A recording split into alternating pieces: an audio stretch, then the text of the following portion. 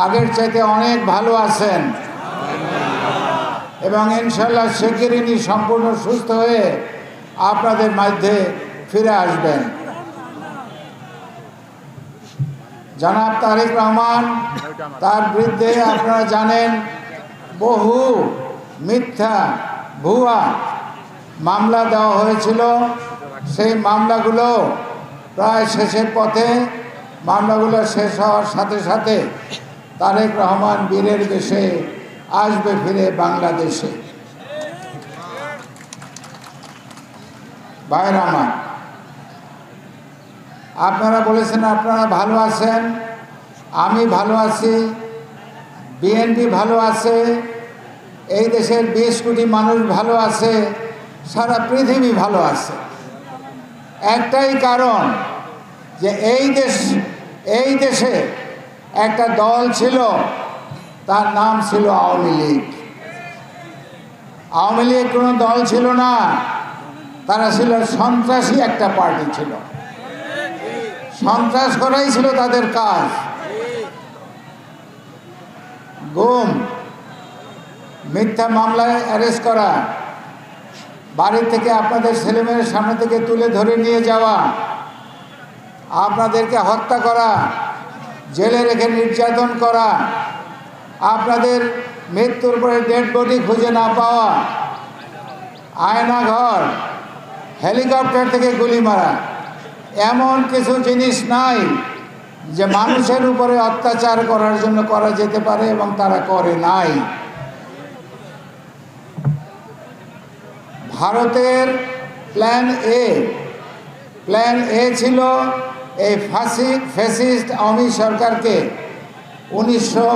2041 সাল পর্যন্ত ক্ষমতায় রাখা, কিন্তু তারা তা পারে নাই।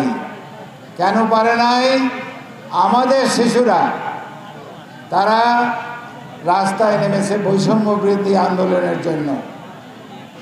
তাদের উপরে তারা নির্মমভাবে গুলি চালিয়েছে, হত্যা করেছে। তাদের দেখা দেখি তাদের পিতামাতাও মাঠে নেমেছে। তারপরে আমাদের শিক্ষক শিক্ষয়িত্রী মাঠে নেমেছে। তারপরে আমরা জনতা মাঠে নেমেছি এবং এই ফ্যাসিস্ট সরকারকে হঠাতে বাধ্য করেছি। এবং গত বছরের অগস্টের 5 তারিখ শেখ হাসিনা এদেশ থেকে পালিয়ে যেতে বাধ্য হয়েছেন। কিন্তু উনি পালিয়ে যেতে বাধ্য হয়েছে এবং আমরা যে ভালো আছি এটাই যথেষ্ট নয়। উনি পালিয়ে যেতে বাধ্য হয়েছে ঠিকই, কিন্তু ওনার প্রেতাত্মারাও দেশে রয়ে গেছে। যদিও ওনার সঙ্গে সঙ্গে ওনার মন্ত্রীরা পালিয়েছে, ওনার স্পিকার পালিয়েছে, ওনার এমপিরা পালিয়েছে, এমনকি ওনার মসজিদের ইমাম সাহেবরা পর্যন্ত পালিয়েছে। কিন্তু এত সব লোক পালিয়ে যাওয়ার পরেও তাদের প্রেতাত্মা এই দেশে রয়ে গেছে।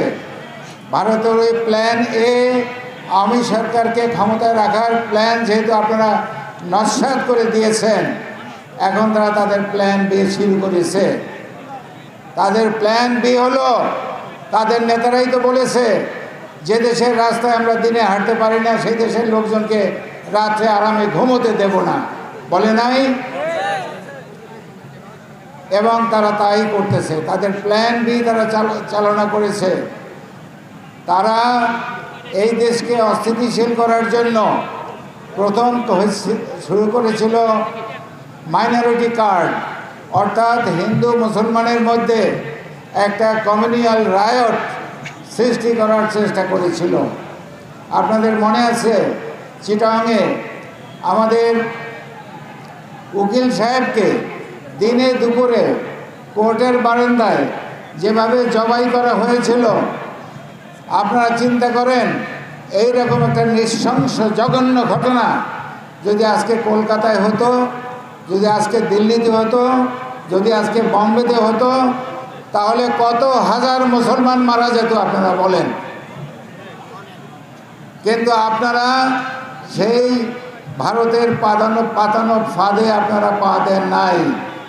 আপনারা ধৈর্য ধরেছেন, আপনারা সবুর করেছেন। তারপরে কি হয়েছে, তারা এই দেশে একটা গৃহযুদ্ধ বাজানোর চেষ্টা করেছিল। কাদের দিয়ে? আমাদের আনসার বিডিপিকে দিয়ে। আনসার বিডিপি বাংলাদেশের টোটাল আনসার বিডিপি কত আছে আপনারা জানেন? ৪৫ থেকে ৫০ লক্ষ আনসার বিডিপি আছে বাংলাদেশে। তাদেরকে দিয়ে তারা বাংলাদেশের সর্বত্র একটা গৃহযুদ্ধ বাজানোর চেষ্টা করেছিল, সেটাও আপনারা নস্যাৎ করে দিয়েছেন। এখন ওরা কি শুরু করেছে? প্ল্যান বির অংশ এই রোজার মাসেই তারা আপনাদের দেখিয়ে দেবে। সেটা হলো, আপনারা যখন তারাবির নামাজে যাবেন তখন সারা বাংলাদেশে ওই ওই ইসকন, ওই আওয়ামী লীগের সন্ত্রাসীরা, ওই যুবলীগ, ছাত্রলীগ ওই তারাবির সময় সারা বাংলাদেশে চুরি, ডাকাতি, বদমাশি, রাহাজানি, ধর্ষণ ইত্যাদি শুরু করে দেবে। এবং এটা তারা শুরু করে নাই, শুরু করেছিল, এখনো চেষ্টা করছে। কিন্তু তৌহিদি জনতা আপনারা রুখে দাঁড়িয়েছেন বলে ওরা পিছে হটতে বাধ্য হয়েছে। এবং এই কথাটা শুধু আমি বলছি না, এটা আমাদের দেশের গোয়েন্দা বাহিনী সংবাদটা দিয়েছে যে এই চুরি, ডাকাতি, বদমাশি করার জন্য এই রয়ের সাথে মিলে আমাদের ছাত্রলীগ আর যুবলীগ মাঠে নেমে গেছে। কাজেই ঢাকার থেকে সমস্ত থানায় চিঠি এসেছে। কি চিঠি এসেছে? যে যুবলীগের, ছাত্রলীগের সমস্ত কমিটি জোগাড় করো, বিগত কমিটি জোগাড় করো, এবং তাদের মধ্যে যারা বেশি সন্ত্রাসী তাদের নাম ধাম, তাদের ঠিকানা, তাদের ন্যাশনাল আইডি কার্ডের নাম্বার, তাদের যদি পাসপোর্ট থাকে সেই পাসপোর্টের ছবি কেন্দ্রে পাঠাতে বলেছে। এখন একটা কথা আছে, সেটা হলে দায়িত্ব কাকে দিয়েছে? পুলিশকে দিয়েছে।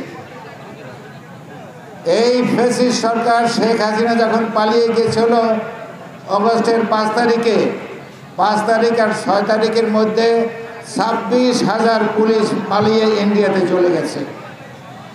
এখনও ৫০,০০০-এর উপরে পুলিশ তারা ডিউটিতে রিপোর্ট করে নাই। আপনার থানায় থাকার কথা ৪৫ থেকে ৫০ জন পুলিশ, সেখানে আছে ১০ জন ১২ জন। কাজেই এই এত বড় দায়িত্ব